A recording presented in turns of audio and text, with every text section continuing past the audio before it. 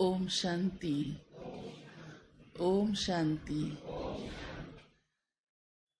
प्यारे बाबा, हम बच्चों को हमारी अवस्था कैसी रहे इस पर समझाते हैं, क्योंकि बाबा जानते हैं कई कई कारणों से बच्चों की अवस्था हलचल में आ जाती है, प्रभावित हो जाती है, तो हिलती डुलती है, कभी अच्छी कभी ढीली कभी कमजोर, खुद भी समझते हैं।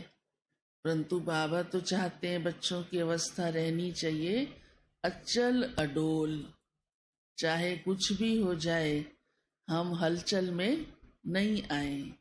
उन घटनाओं के, उन बातों के या कोई भी व्यक्ति, वैभव, पदार्थ के या इस सारी दुनिया के कोई भी मायावी रूप के उससे प्रभावित ना हो।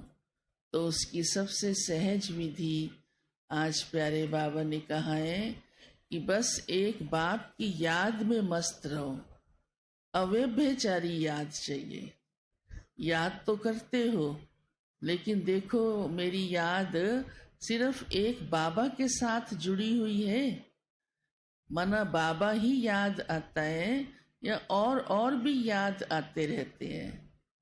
क्योंकि जहाँ जहाँ बुद्धि लगी हुई होगी, अवश्य ही देखो सिर्फ देह के या संबंधियों की याद, या कईयों को तो कोई कोई अन्यों की भी, कोई भी थोड़ा प्रिय लगा संसार का व्यक्ति, मान शान वाला या कोई ऐसी पर्सनैलिटी वाला, उसको भी याद करना शुरू कर देते हैं।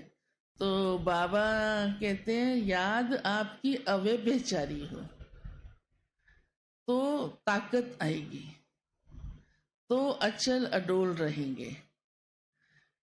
कई बार कई कहते भी हैं मैं याद तो करता हूँ, इतनी शक्ति मेरे अंदर नहीं, इतना बाबा से मेरे अंदर सुख या प्यार भरा नहीं। कारण क्या है? क्योंकि बुद्धि और तरफ भी भागती रहती है। तो बाबा को, क्योंकि देखो संगम युग थोड़ा सा समय है, इसलिए बाबा को ये पसंद नहीं आता, उसमें समय चला जाएगा, मिलेगा कुछ भी नहीं। तो बाबा की ही याद हमारी निरंतर रहे। अव्यभिचारी माना ही एक बाबा याद आए, बस और याद न आए। फिर बाबा कहते मैं तो तुम बच्चों की आकर के सेवा करता हूँ, और ऐसी सेवा करता हूँ जो और कोई कर भी नहीं सकता, इसीलिए मैं आता हूँ।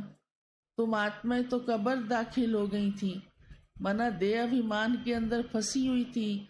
कब्र भी क्या होती है? मिट्टी की बनाते हैं ना, मिट्टी में ही तो डालते हैं ना खोद के। और देह भी क्या है?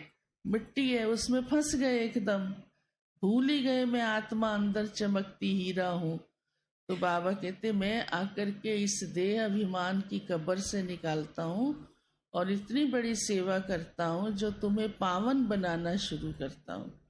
आत्मा पवित्र बनना शुरू हो जाती है, और पवित्रता से ही फिर आत्मा को सभी कुछ मिलना शुरू होता है।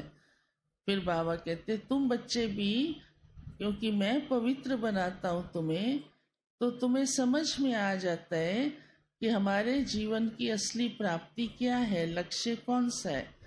इसलिए बाबा कहते हैं फिर आपका काम है औरों को ये बात बताना, संदेश देना, राह दिखाना कि शांति कहाँ से मिलेगी, सुख कहाँ से मिलेगा। तो उसके लिए बाबा ने कहा आप लाइट हाउस बनो।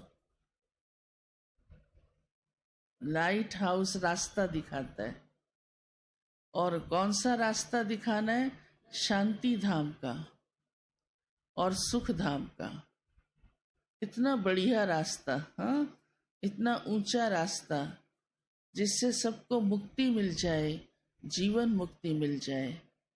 तो वो तब होगा जब बाबा कहते हैं आपके अंदर हमेशा ये याद रहे, आपको भी शांति धाम सुख धाम दिखाई दे।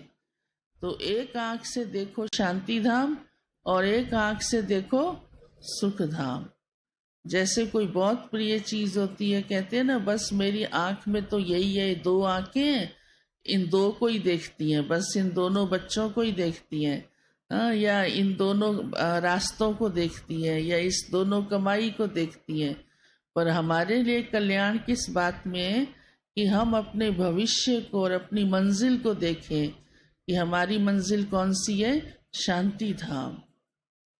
तो बाबा कहते हैं आप अन्यों को भी वो रास्ता दिखाएंगे, अन्यों को भी आप लाइट हाउस बनके सहज शांति धाम का परिचय दे सकेंगे और देते रहना है, तब उन आत्माओं का भी कल्याण होगा।